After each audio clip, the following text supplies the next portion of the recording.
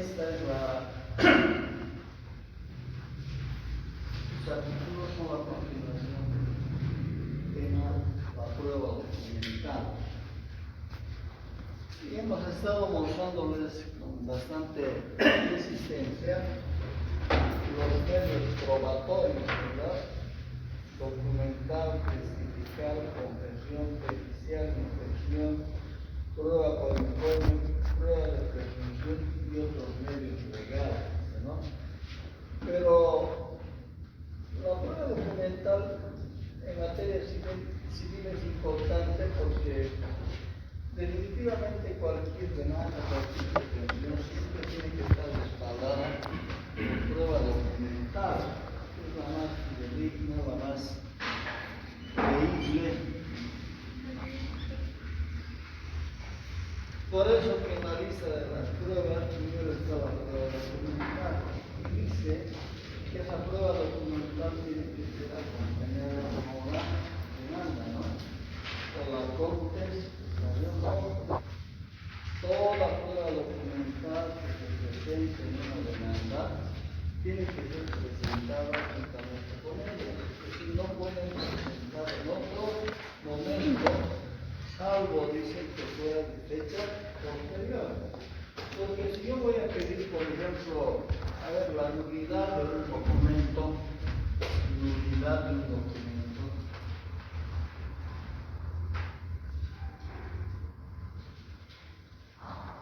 por supuesto, este documento es de fecha anterior a la demanda, no tendría sentido demandar la nulidad de un documento que aún no existe. Entonces, a todas esas pruebas que se presentan y dicen se acompaña o se aplica, tienen que ser pruebas de fecha anterior. Por eso se llaman pruebas preconstituidas, ¿no? Antes del proceso. Por eso les decía esa demanda de nulidad,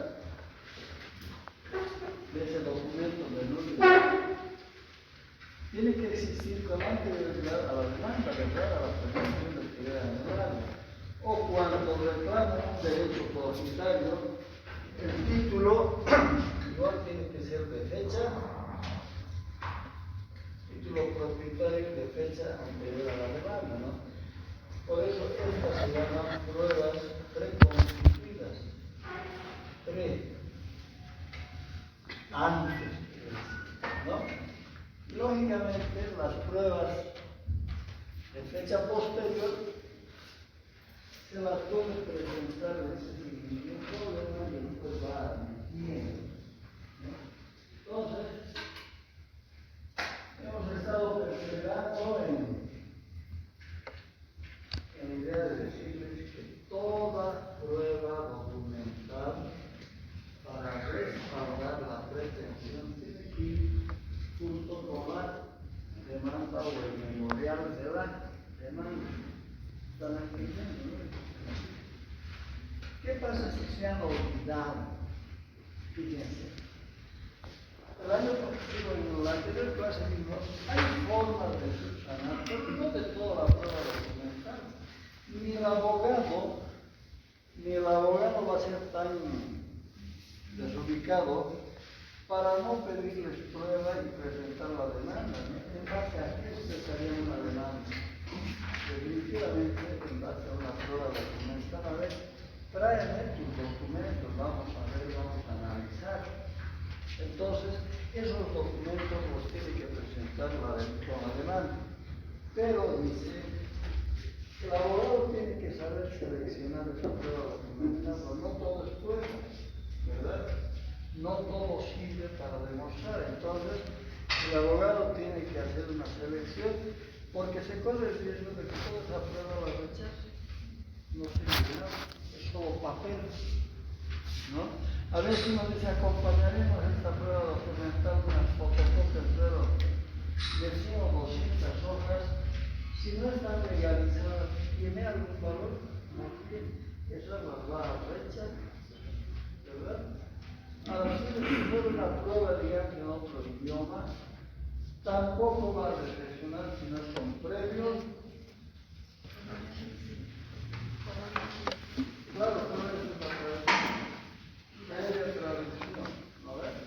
Entonces, si bien es importante la prueba documental, hay que saberlo seleccionar viendo la pertinencia, porque el juez luego rechaza y dice pruebas inconvincentes o innecesarias, ¿no? Entonces, eso va de parte del abogado. Entonces, no señala eso, no dice el abogado tiene que seleccionar, pero indica de que las pruebas son rechazadas si no son pertinentes, conducentes o necesarias para el caso.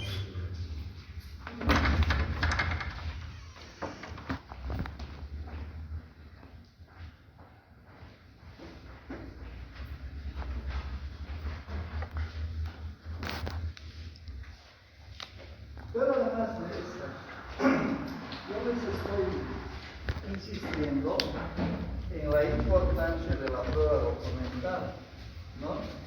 De ahí con la demanda, después de hacer la presentación, fundamentos de relación de hechos, fundamentos de derecho, en un primero sí hay que decir qué prueba documental se está acompañando, ¿no? Si es el orden, digamos, de estructurar una demanda, no puedo primero decir acompaño esta prueba y luego recién hacer mi relato. Primero tengo que decir de qué trata mi problema y con qué quiero justificar. Los otros sí que sirven para eso, ¿no?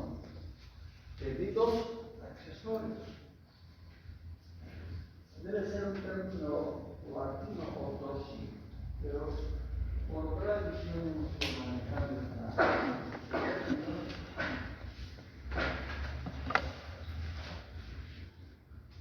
Y lógicamente sirve para eso, ¿no? Para decir, señor juez, esta es mi prueba documental. Bueno, pero dependiendo de la habilidad, del criterio del abogado, también va a saber utilizar, digamos, algunos incisos o números, ¿no? 1, 2, 3. Prueba tal, prueba de esta naturaleza, y cómo explicarlo para qué sirve esta prueba, porque hay que decir, justificar en ese otro sí, por qué está, o para qué está usted pidiendo, presentando, perdón, la prueba documental. No puede decir, acompañe prueba documental sin decir para qué sirve. El juez le va a decir, aclare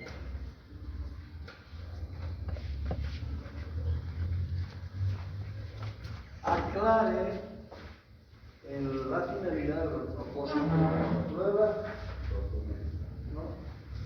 Vamos viendo todos estos detalles porque si son necesarios. Hoy en día los jueces son demasiado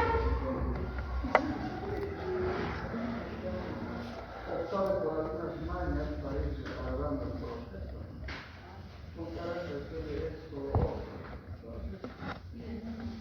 Son cosas que de verdad molestan y yo hoy en día hemos llegado a la conclusión de que mejor es ser abogado del demandado que el demandado. La demanda cuesta tanto hacer y ya no va a ser el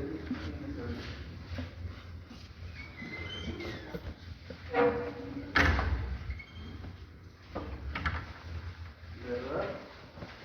Pero esa es la realidad de nuestra administración de justicia, que está totalmente, ¿qué podemos decir? Antes se aceptaban las demandas, no había nada de estos disparates, de decir con carácter. Eso le correspondía al juez, ¿no? Y si había que objetar algo, pues tenía que hacer la otra parte a través de la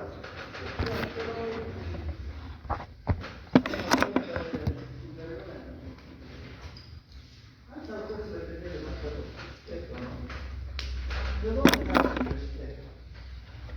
De la calidad humana, pero también de la calidad profesional. El litigante se da cuenta de la clase de abogados abogado que tengo después, porque es para hacer pues difícil no tener cierta trayectoria, cierta antigüedad, ¿no?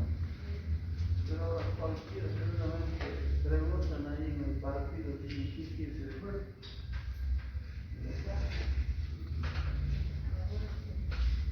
Entonces, para evitar este tipo de contratiempos, trata siempre de cumplir la norma, ¿no?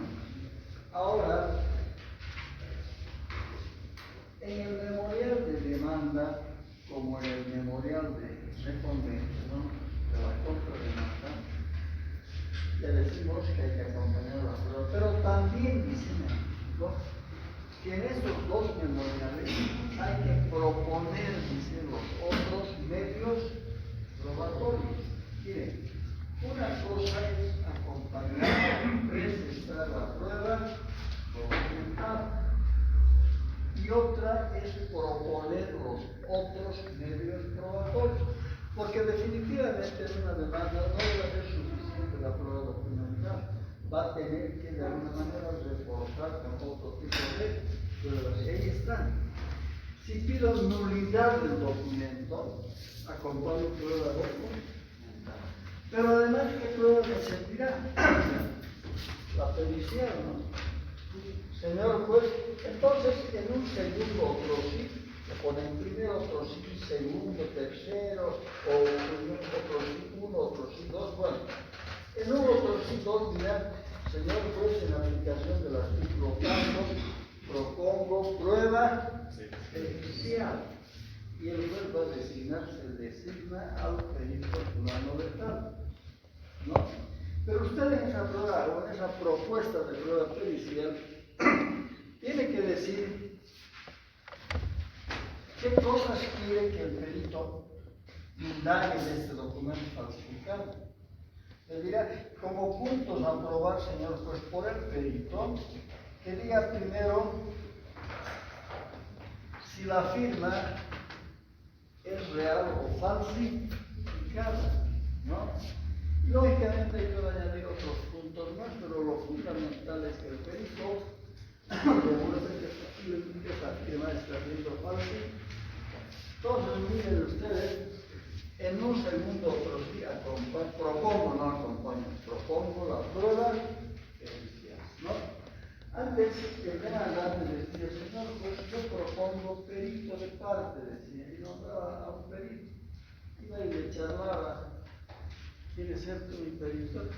¿Cuánto? Tanto. ¿Quieres que saque la cosa a favor tuyo? Sí, entonces cuesta más.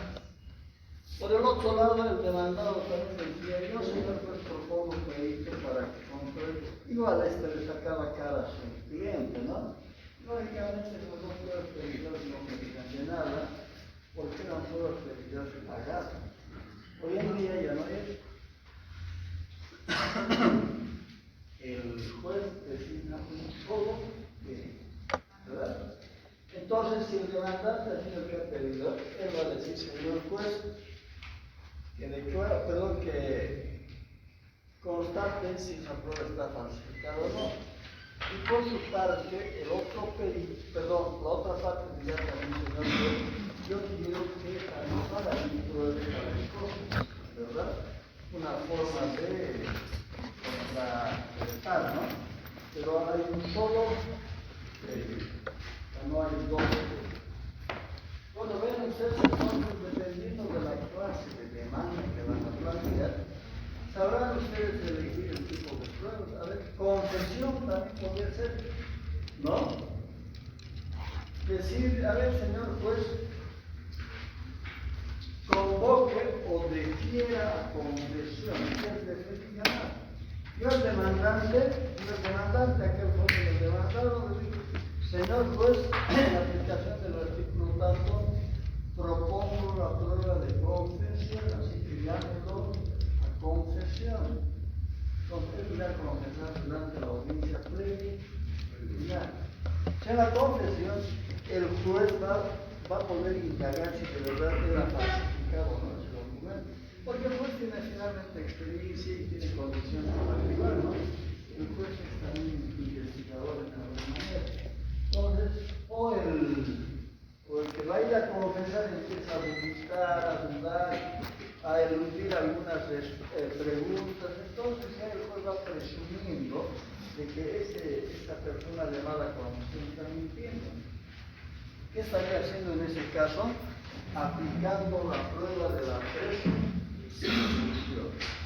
No dice, todos están mintiendo. Por eso la prueba de confesión es en una audiencia delante del juez.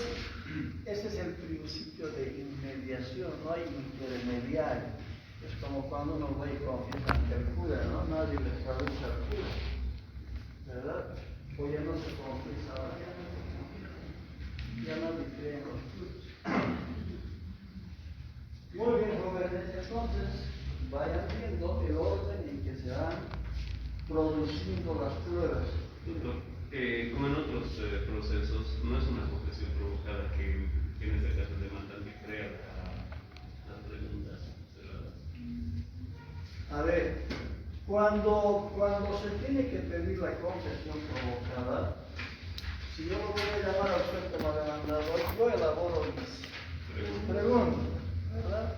Yo elaboro las preguntas y en sobre cerrado le acompaño o le presento al juez para que no audiencia, él abra el sobre, el interrogatorio y vaya leyendo las preguntas, pero eso es más formulado, ¿no? Eso desde la óptica del abogado, desde la forma en que redacta inclusive el abogado. El juez puede tranquilamente darle una mejor expresión o finalmente modificar las preguntas y hasta incluir otras preguntas. O del sobre cerrado antes era obligatorio presentarlo dentro de los 3 primeros días. Pero no. Suponiéndole que la audiencia fuera de acá a 4 o 5 metros, porque ahora las audiencias que están señaladas en este supuesto, ¿verdad?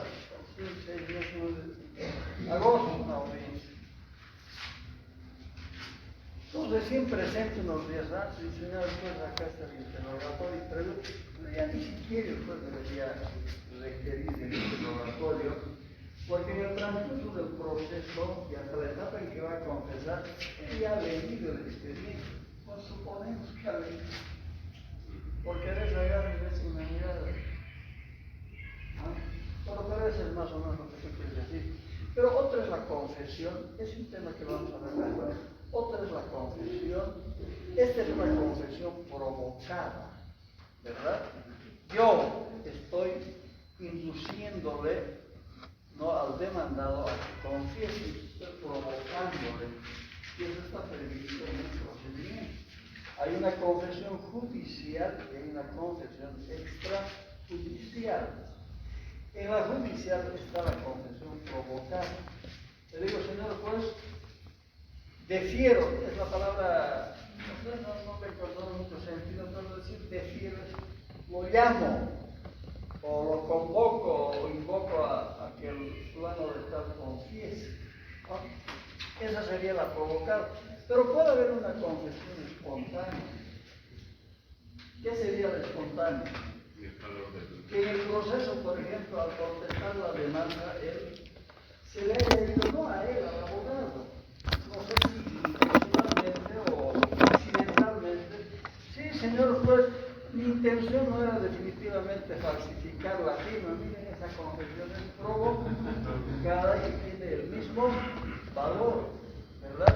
Porque en la confesión provocada, su abogado le va a enseñar a mentir. Te van a preguntar estas cosas y tú no vas a decir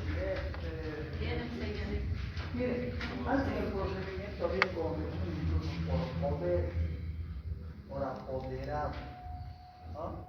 El abogado, por ejemplo, veía de que el cliente era medio despistado, tenía problemas de meditación, o finalmente es una persona ya muy senil, va a hablar, ¿no?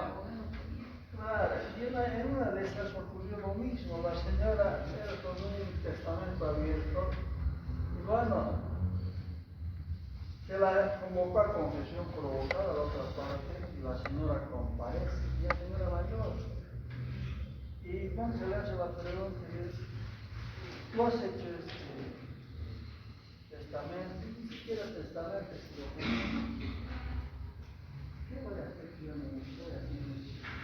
quiero ser lejos. Ah, no, se ha confesado, ¿verdad? Pero bueno, ahí vino la parte y la maña del abogado, porque no obstante que la audiencia confesó la señora, provocó una nulidad de esa parte del proceso, de modo que se tuvo que anular el proceso hasta antes incluso de la confesión. O sea, se lo tenía que volver a llamar.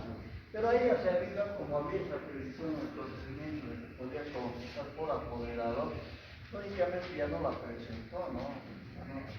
Si no, va a ir a contar la verdad, ¿no? Entonces le nombraré un apoderado, y el apoderado resultaba siendo el abogado, ¿no? Pero ¿quién puede creer que el abogado, defendiéndolo a su propio cliente que ya había dicho la verdad? Claro, ¿no? Entonces, usted estaba perdido en el... Adelante, está usted buscando el agua. El agua. Gracias.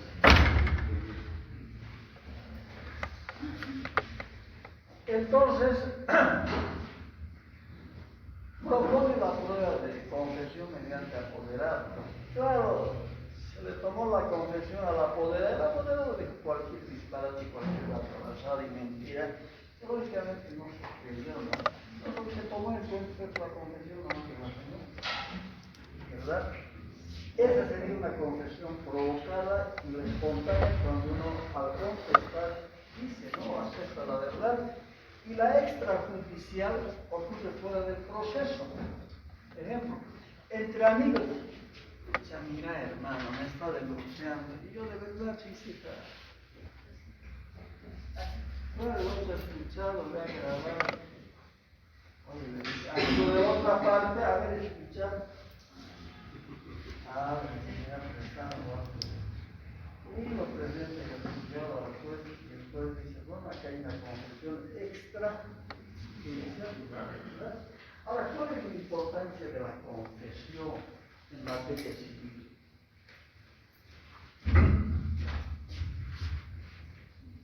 Entre todas estas pruebas, incluso por encima de la prueba documental, la confesión es pero supra importante o de un valor probatorio tan grande que si alguien confiesa, la otra parte por supuesto, no hay necesidad, dice, de avanzar ya en el proceso.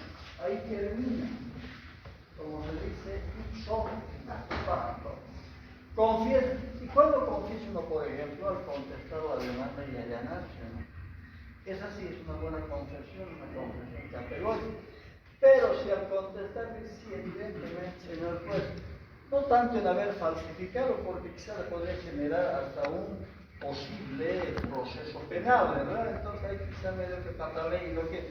Pero en otros casos sí puede confesar cuando hay una pelea, digamos, de un derecho propietario y finalmente en la herencia, finalmente un documento transaccional en que nosotros le cedimos a mi hermano todas nuestras acciones, ¿no? Entonces la confesión. Esa es la confesión. Pero ¿a dónde iba? Que cuando hay confesión el proceso termina. ¿Verdad? Esa es la gran importancia. ¿Y cómo se la exalta, dice, a la confesión? O sea, ¿cómo se pone de relieve o se resalta la trascendencia de la confesión? Hay una expresión latina, dice, la confesión es la reina de las pruebas. Porque viene en femenino la, ¿no? Si fuera hombre sería el rey de las pruebas. Pero no es el confesión, dice la confesión es la reina de las pruebas. ¿Qué significa esta forma tan superlativa de tratar la prueba? Es lo más importante, ¿no? O dice, a confesión de parte, relevo de prueba. ¿Qué quiere decir eso? Si ha confesado, ¿para qué ya el juez va a pedir prueba documental, prueba testimonial? Estas no sirven ya.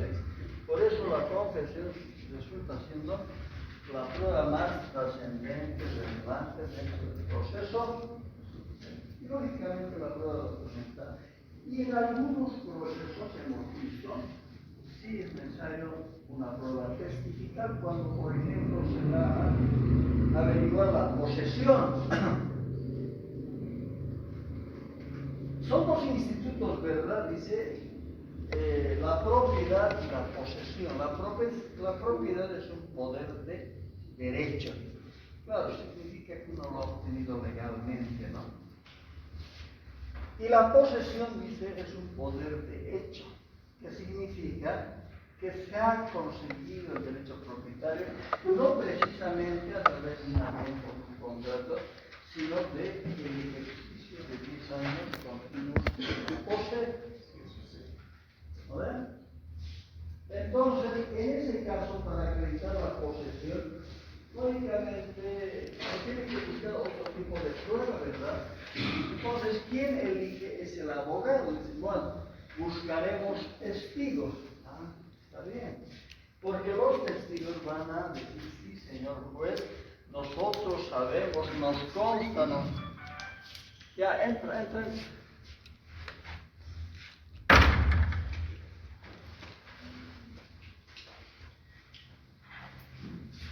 ¿Saben para qué hicieron estas ventanitas? Porque originalmente no tenían ventanas.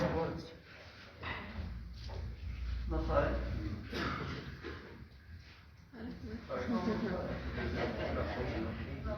Era lo absurdo que se hizo, ¿no? Para que el portero venga, mire si realmente el docente está trabajando. Era una forma de controlar que los docentes se molestaban. ¿Cómo el portero nos va a controlar? Pero tenía todos los derechos, y es que cumplió órdenes del decano, va y ve si están trabajando. Pues sería fácil ya no venir acá, los martes o los sábados de madrugada es hasta agradable dormir, ¿no? Pero despiertan medio asustados todavía con todos los fantasmas del día anterior y qué he hecho. ¿Qué he merecido para recibir este castigo? ¿Qué? Era para eso. Claro, hoy en día todo se ha ido relajando. Ahora ya no hay reloj biométrico. No hay biométrico. ¿Qué era el biométrico? Lógicamente, de alguna manera, controlar la asistencia del docente. Pero igual, echa la ley, echa la trampa. Le ponían el dedo, le daban la vuelta al ascensor y rajaban por el otro lado. Y en el horario que tocaba marcar la salida, rociando de agua, ¿no? Pero ahora, tema de gasolina, tema de transporte, que el biométrico no sirve, que esto, que lo otro, bueno, entonces, es como decir, vayan los que quieran.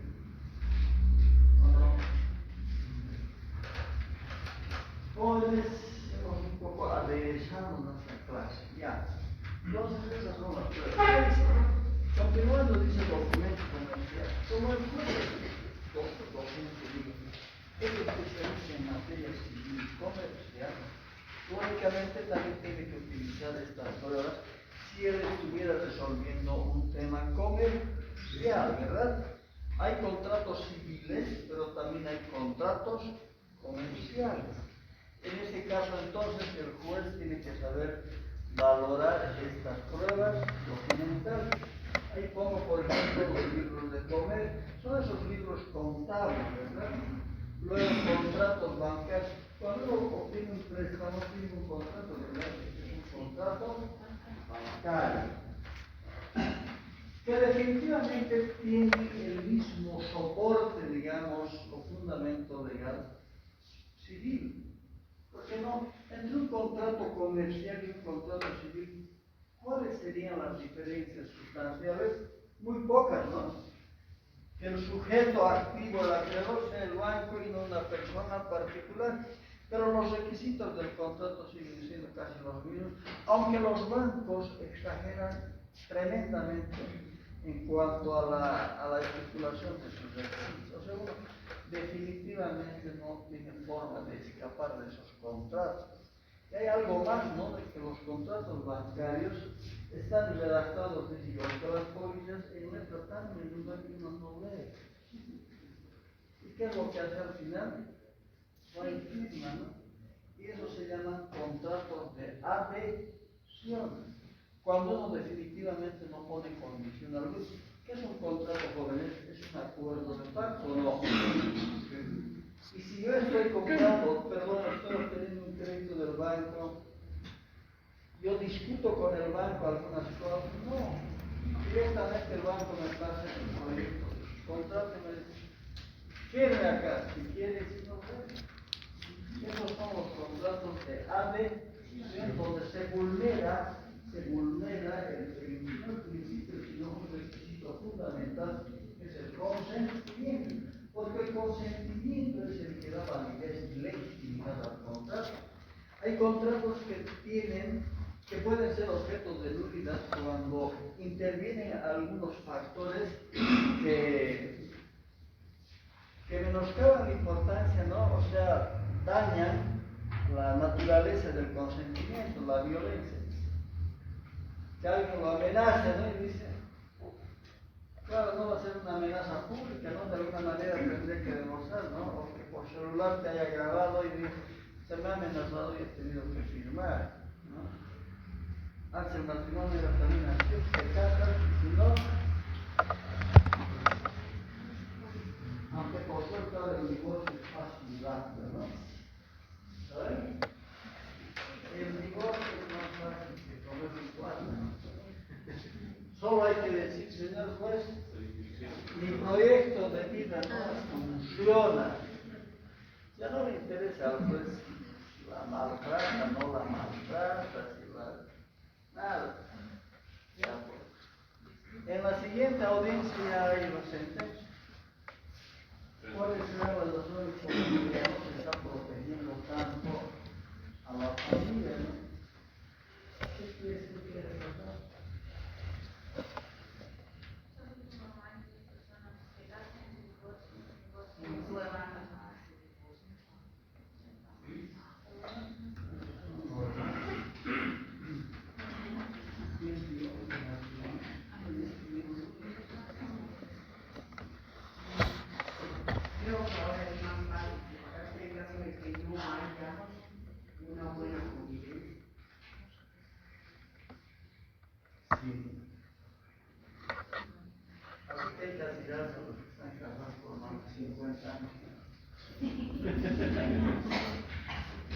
Pólizas, las pólizas son de garantía, hay diferentes formas de garantizar, ¿no?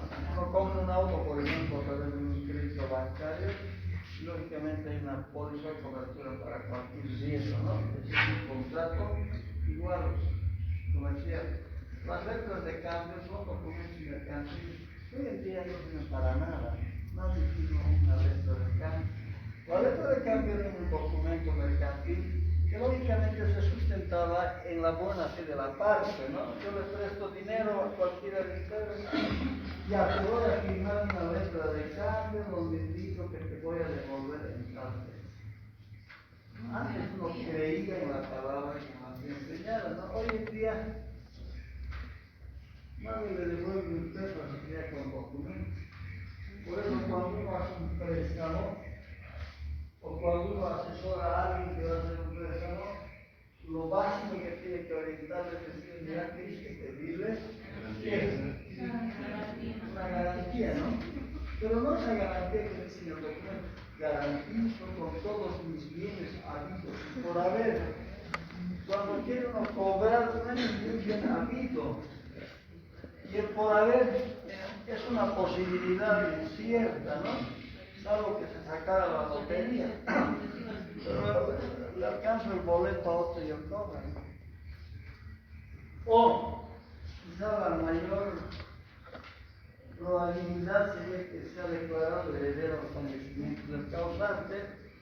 Lógicamente hay que no. Dentro de los 9 días que el juez ordena que acepte la herencia, ¿no? Eso dice el código. Entonces, el abogado es quien tiene que orientar en eso también, ¿no? Las redes de cambio hoy en día no sirven para nada, personalmente. Y los cheques, en realidad los cheques son documentos mercantiles de pago a la vista, pero se los ha ido utilizando un poco distorsionadamente como documentos de crédito, ¿no? ¿Cuánto te puede estudiar? ¿Para qué tiempo? Para un mes. Ah, entonces decían la fecha del vencimiento para un mes, ¿no? Iban al banco, no había, entonces protestaban el cheque y decían que no esperaba. Ah, yo no sé si aún sigue vigente esa modalidad. El cheque sigue siendo un delito, el tiro de cheque sin fondos sigue siendo delito, pero seguir. Pero igual, esa ni siquiera por delitos de falsificación material parece. Por estafa, no hay ni siquiera premio por estafa. Pues todo se ha ido dilatando, ¿no? Muy bien. ¿En qué momento dice tienen que ser objetados los documentos? A ver, fíjense. Si el demandante ha presentado prueba documental, es lógico que el demandador, o sea, si el demandante presenta con su demanda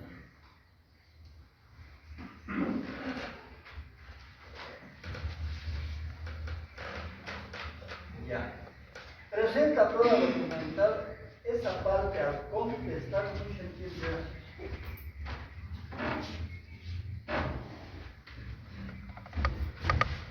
Si el demandante presenta prueba documental, tiene que ser de conocimiento de quién, del demandado, ¿verdad?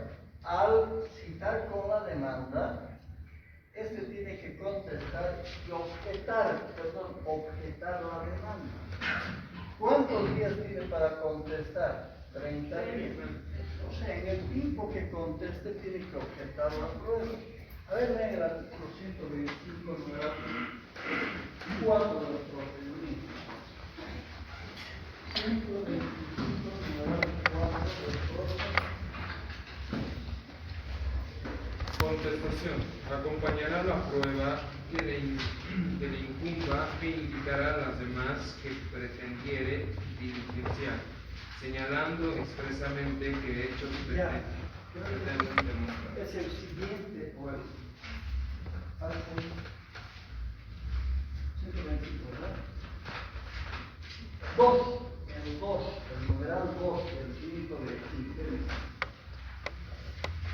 Deberán pronunciarse sobre los hechos alegados en la demanda, sobre la audiencia de los documentos acompañados. Autenticidad. Autenticidad.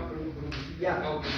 Escucha lo que dice el artículo 125. Dice, deberá pronunciarse, dice, sobre los hechos alegados, ¿no?, por el demandante, pero además pronunciarse sobre la prueba documental.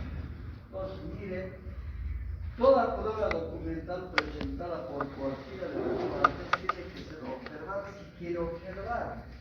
Porque si no observa, ¿qué es lo que ocurriría? A ver, sigue leyendo. Sobre la autenticidad de los documentos, cuya autoría le fuere atribuida y su contenido. Su silencio o evasiva se tendrá como admisión de los hechos y de la autenticidad de los documentos. Entonces, ese artículo es tan importante de que cuando el demandado sea citado con la demanda, tiene que observar, dice la prueba documental, porque si no dice nada, si se para de su silencio o evasiva, significará que está aceptando los hechos y lógicamente la autenticidad de la no es cuestión de que la audiencia le diga, señor juez, yo creo esta prueba, después de dar un momento. Usted tenía el tiempo y el plazo que señala primero el artículo 153 y luego el 120. Usted no ha objetado. Pero eso tendría que decirle además la otra parte. Porque la otra parte, en un proceso las partes van controlándose mutuamente, ¿o no? Claro, hay un seguimiento permanente. Doctor, al inicio usted nos indicó que el demandado puede modificar antes de la contestación. Ah, sí, pero esa es otra cosa, ¿no? Claro. A ver, si yo voy a demandar la nulidad del documento, lógicamente el demandante tiene que contestar diciendo el plazo de los 30 días. Pero resulta que yo me equivoqué, no había sido nulidad, había sido anulabilidad. O al revés si quieren, ¿no? Planteo nulidad o anulabilidad, pero luego me doy cuenta, consulto con alguno, no, es nulidad. Entonces ese artículo me permite corregir. Pero yo ya he citado con la primera demanda, eso quieres decir, ¿verdad? Sí. Yo ya he citado, hecho citar con la anulabilidad. Pero yo puedo corregir si el otro todavía no ha comunicado, ¿verdad? Entonces, en ese caso, si yo modificara y el otro ha contestado, después dice, no, ya, porque usted no ha cumplido los plazos. Por eso que en materia civil los plazos son fundamentales y perentorios, ¿no? Todo tiene que estar marcado o tiene que realizarse dentro de un determinado tiempo o plazo. Entonces, el demandado al momento de presentar la contestación le entregarían la modificación para que te entregue. Claro. Entonces, ya no objetar a la prueba en función a la anulabilidad, sino de la nulidad. No me estoy viendo de que el resto no me pregunta nada. No, de otras cosas, sobre la materia.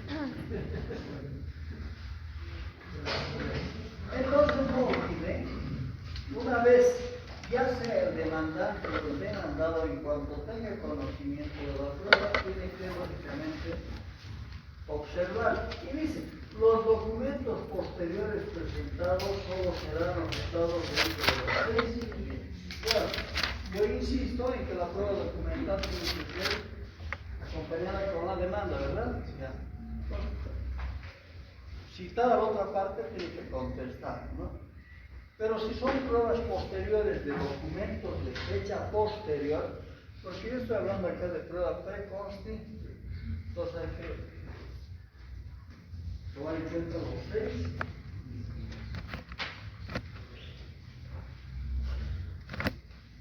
Denuncia de falsedad. Había un amigo que no ha venido de aquí, complicado con su tema de fraude procesal, parece, sus arrebatos a la mira. Él preguntó sobre esto de la falsificación de falsedad. A ver, aparentemente yo estoy queriendo fundamentar mi demanda o sustentar mi demanda en un título propietario, ¿verdad? En un título propietario, digo, señor juez, ahí está mi título propietario, es un documento público que acredita que soy dueño. Y hay un principio en el Código Civil, dice, la prueba documental o la fe probatoria de la prueba documental es fundamental. A ver, lee el artículo 1287. Ahí habla de la fe probatoria de la prueba documental. ¿No? O sea que se presume, hay una palabra presunción, se presume, dice, que el valor probatorio de la prueba documental no sería cuestionable, salvo, si quieren, prueba de contacto. Si demostrarle que esa prueba documental que aparentemente acredite, ¿has encontrado aquí? A ver, lee. La prueba literal o documental, artículo 1287, concepto. Parágrafo 1. Documento público o auténtico es el extendido por las solemnidades legales por un funcionario. No, a ver, avanzar más allá de esta. Pero habla de la fe probatoria o valor probatorio. Fuerza probatoria. Exactamente. Artículo 1289, parágrafo 1. El documento público respecto a la convención o aclaración del contenido. O declaración que contiene a los hechos de los cuales el funcionario público deja constancia hace de plena fe, tanto entre las partes otorgadas como entre los herederos o sucesores. Sí, entonces no se duda, dice, de la prueba documental, o digo del documento público. Una escritura es documento público porque hay intervenido el notario de género. Pero se puede, dice, se puede objetarla de un documento falso, de falsedad material o falsedad ideológica, ¿no? La falsedad material sería rastar, digamos, algún dato. A ver, por decir, eran 300 metros, dependiendo de los intereses, y le aumentan a 3, que aparece 800. Esa sería una falsedad material, ¿no? O de 800 le borran una parte y aparece de 300. Pero ahí sobre el raspado, ese delito de falsedad se nota en materiales. En cambio, ¿cuál sería la prueba o la falsedad ideológica? En ese documento modificaría ¿qué? Los datos. Pero la falsedad ideológica es sobre un documento verdadero, cambiarle los datos. Sí, sobre todo los datos y el sentido mismo, ¿verdad? A ver, ¿qué significa que yo hago un documento de venta y aparece modificado por un documento de donación? ¿Ah? La venta genera, por supuesto, contraprestaciones, ¿no ve? Es un documento bilateral la venta. El vendedor y el compra. Obligación del vendedor es transferirle, dice el derecho propietario, y hacer que el comprador o el vendedor tome posesión, el comprador tome posesión y además le entrega la documentación saneada. Y a cambio le entrega ¿qué? El pago. ¿No? Es un documento bilateral un contrato bilateral. En cambio la donación es unilateral. Así intervengan dos personas, no es en función a la cantidad de personas, sino al fondo del contrato, porque en una donación hay un donante y hay un donatario, ¿no?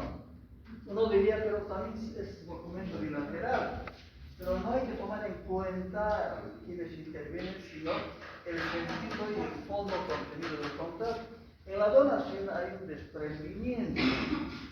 El contrato es oneroso. ¿Qué es oneroso?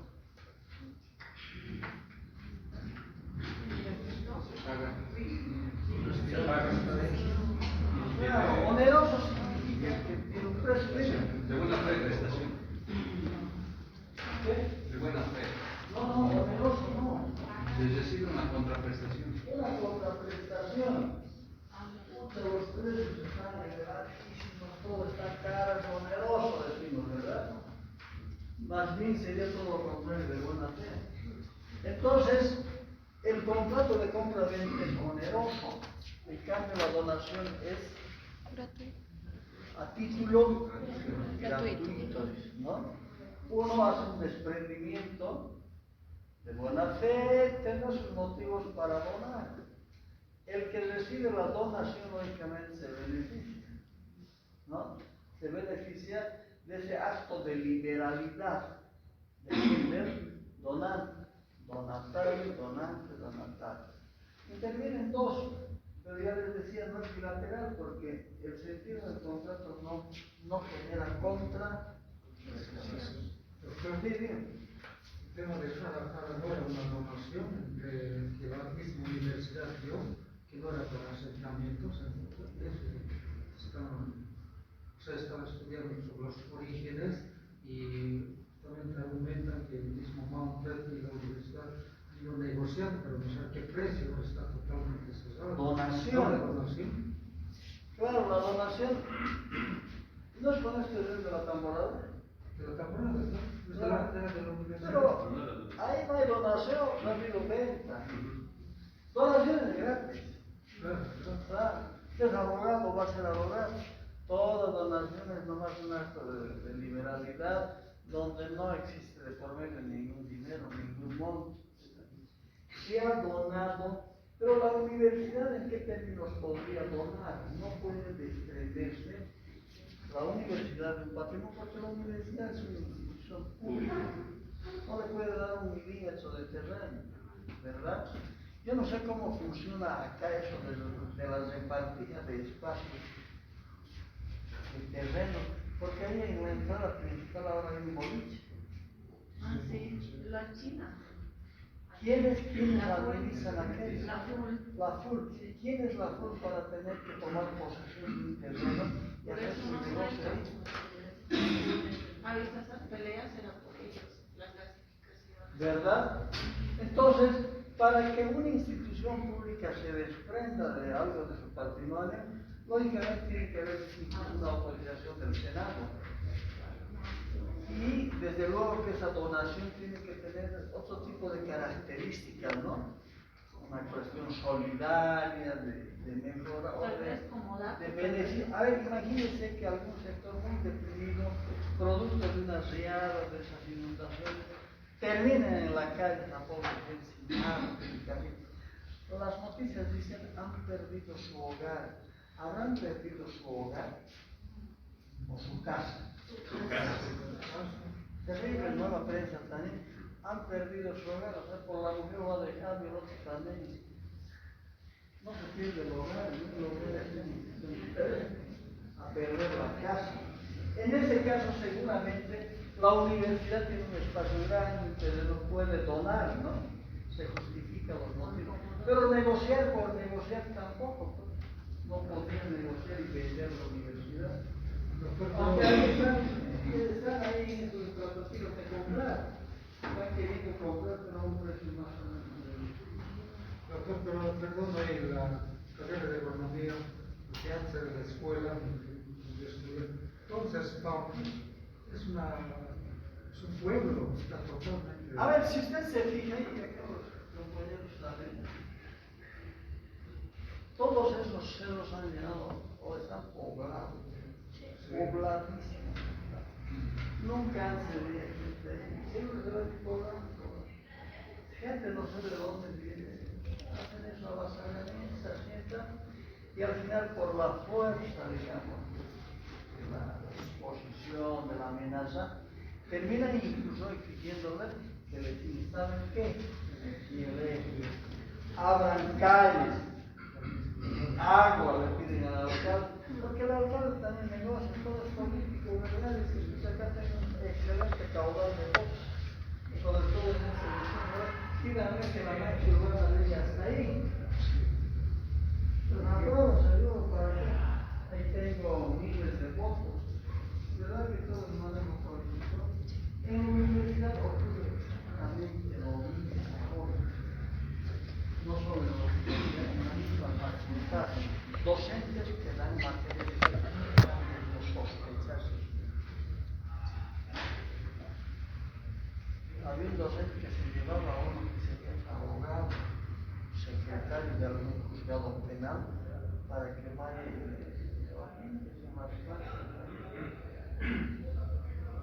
ahora le han dado otra materia civil, procedimiento civil.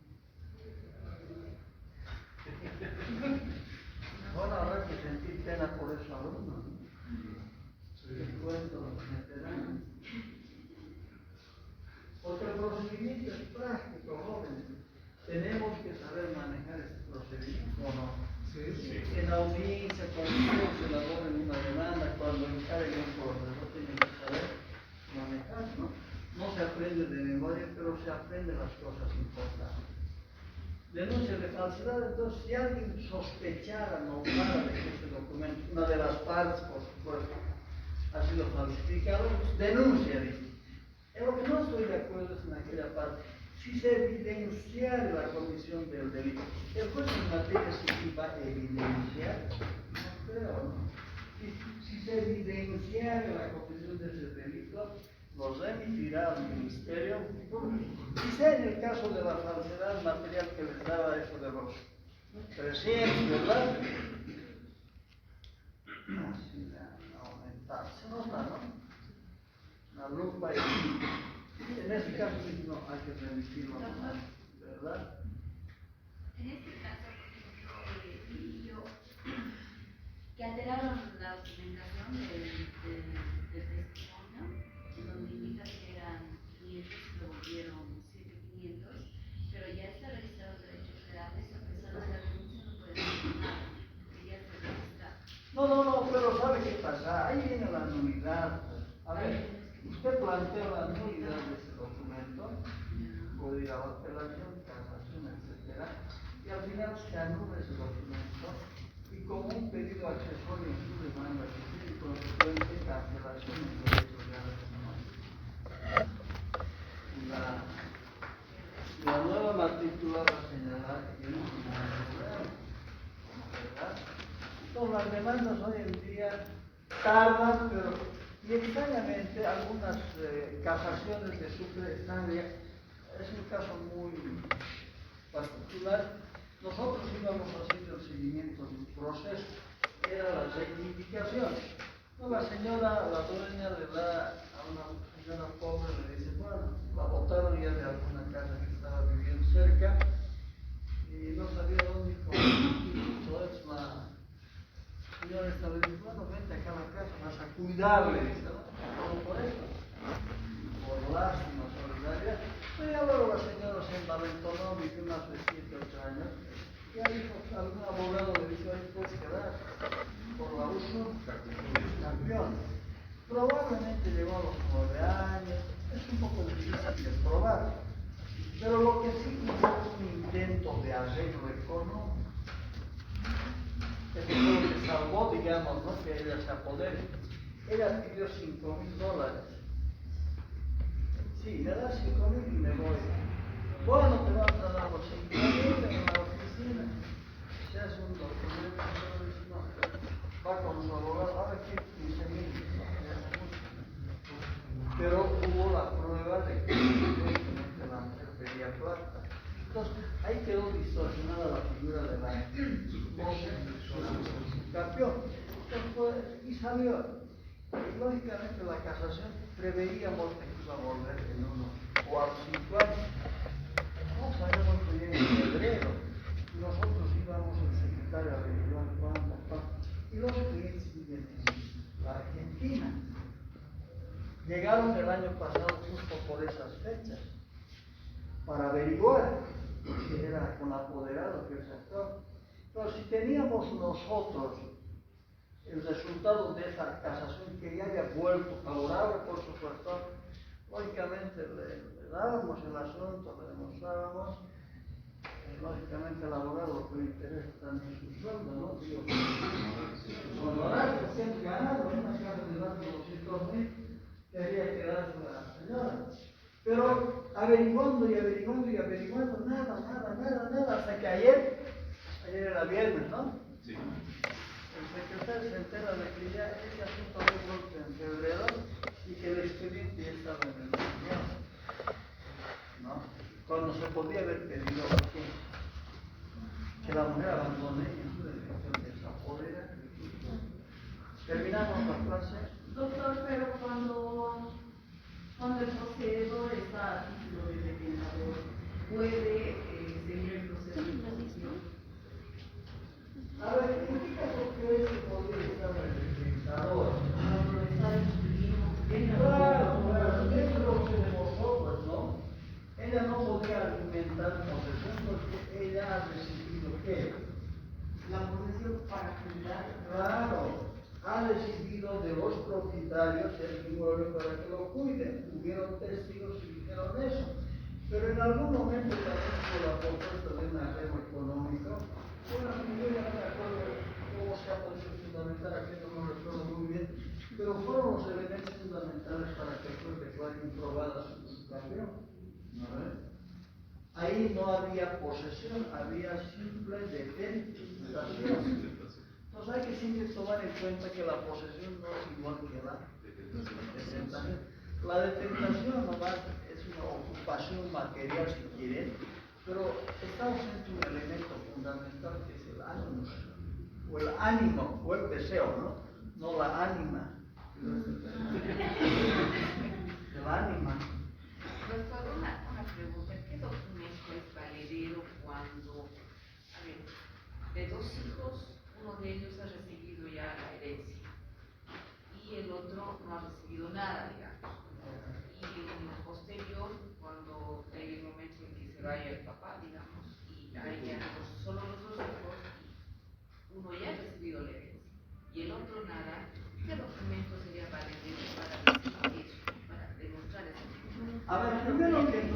herencia en vida, ¿no? La herencia es un instituto, la declaratoria de primero que tiene que fallecer. La condición sine qua non para que se abra la sucesión, dice, es el fallecimiento del causante real o presunto, ¿no? Entre tanto no muera, no hay herencia. Entonces esa venta es una venta fraudulenta nomás en detrimento del otro heredero, ¿verdad? Entonces ahí tiene la nulidad de la venta. Hay una cosa, ¿no? Que si la venta entre padres e hijos no es ilegal, pero habría que demostrar si de verdad hubo el pago real de ese dinero, ¿no? Si el otro hermano que no ha recibido nada puede plantear, digamos, esa nulidad. El otro dice, bueno, no, esa venta fue real y no hay ninguna prohibición de venta de padres a hijos. Pero habrá alguna cosita suelta por ahí, porque son esas cosas que el abogado a veces tiene que descubrir para plantear su demanda y demostrar que evidentemente no ha habido venta. Así que una especie de anticipo de legítima, pero desproporcional, ¿verdad? Si en vida le han dado al hijo todo y al otro nada, entonces es un anticipo desproporcional, ¿no? Porque ¿qué dice la legítima en la sucesión hereditaria? Que a cada uno le toca una parte igual, una segunda parte igual. Y es legítima porque la ley permite eso. Así que usted en el testamento le deje más de lo que quiere a uno de los hijos, eso se va a reducir, ¿no? No puede usted en el testamento dejarle, a ver, tiene acá 4 hijas y decir, de mis 4 hijas, a una la excluyo porque definitivamente tiene plata, lo que sea, o nunca ha estado conmigo, por cualquier motivo. Y al resto le ha beneficiado con todo, digamos, ¿no? Entonces, usted fallece y el heredero que ha sido perjudicado no va a pedir la nulidad, va a pedir la reducción y el reintegro. Es decir, señor juez, redúzcales a estos 3 o a estas 3 lo que en exceso han recibido para reintegrar lo que a mí me corresponde. No es lo mismo nulidad que deducción y reintegro. Ya, documentos en idioma castellano sí tienen que ser en idioma castellano, y si no, dice, tienen que estar traducidos gracias al idioma. No, gracias. Cuando me falta me presta. Sí, estoy seguro que me presta. ¿Está listo?